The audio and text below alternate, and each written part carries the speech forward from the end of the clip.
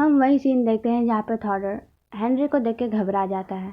Henry Alexander को greeting करता है और बताता है थॉडर उसका क्लासमेट था। अलेक्जेंडर कहता है तुम मार्क्वेंस के बेटे हो, है ना? वो भी हाँ में जवाब देता है। फिर वो क्लेयर को इंट्रोड्यूस करता है। वो कहता है ये मेरी कज़न है।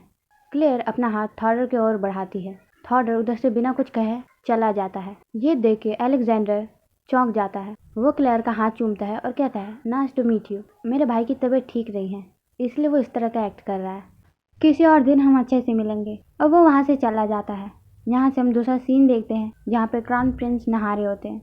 वो लूसिया के बारे में ही सोच रहे होते हैं जब वो रो रही थी। वो लूसिया को प्रॉपरली लेटाते हैं, उसके सर के नीचे पिल्लो रखते हैं और उसको ब्लैंकेट देते हैं। लूसिया अपनी नींद में रो रही होती है और कह रही होती है मम्मी मुझे छोड़ के मत जाओ।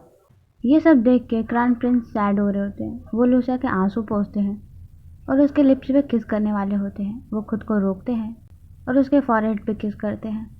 वो ये सब सोच के नहाते वक्त ब्लश कर रहे होते हैं। वो अपने मन में सोचते हैं क्यों मैंने उस टाइम ये क्यों किया, मेरे साथ क्या हो रहा है। मैं इस तरह पहले कभी नहीं था। नहीं, वो इस तरह कभी नहीं थी। वो बेड पे लेटते हैं और वहीं पे लूसिया को भी इमेजिन करते हैं। वो है जो बिल्कुल डिफरेंट पर्सन बन चुकी है। जिस तरह वो एक्ट करती है, जिस तरह वो बात करती है, उसका हर एक तरीका, और जब वो स्माइल करती है, ये पूरा डिफरेंट है। क्या ये उसका प्लान है मुझे पनिश करने का, क्योंकि मैंने उसे इतने साल इग्नोर किया? या वो अब मेरे साथ कुछ भी नहीं चाहती? इतनी सडनली क्यों? ऐसा नहीं हो सकता वो किसी और से प्यार करती हो। वो ब्लश करते हैं और सोचते हैं मैंने उसे कभी रोते हुए नहीं देखा। वो बहुत ज़्यादा प्रीटी लग रही थी। सच में मैं अपना दिमाग खो रहा हूँ। गेट पे बटलर आता है और कहता है योर हाइनेस आपके मेडिसिन का टाइम हो चुका है।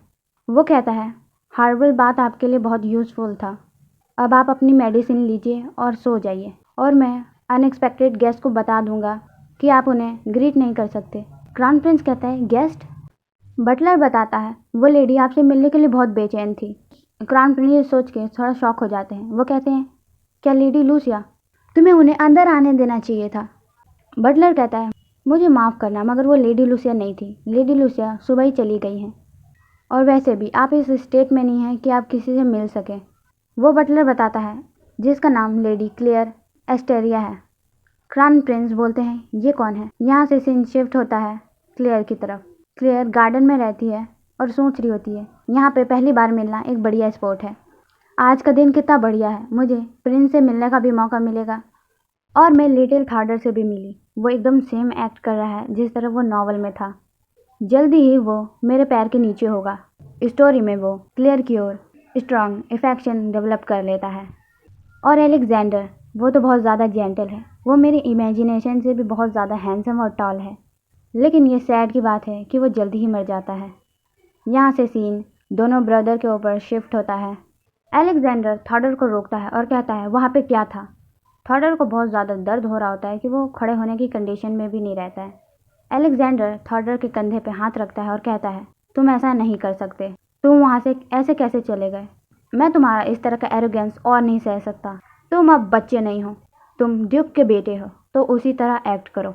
और अलेक्जेंडर वहाँ से चला जाता है। हम थॉडर को रोते हुए देखते हैं। यहीं पे चैप्टर ख़त्म होता है। Thank you for watching.